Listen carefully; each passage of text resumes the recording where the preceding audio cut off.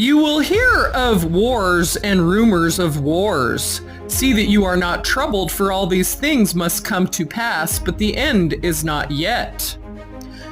Visions, dreams, military equipment, world leaders, zombies, helicopters, being prepared and preparing, World War III, prepping, and more.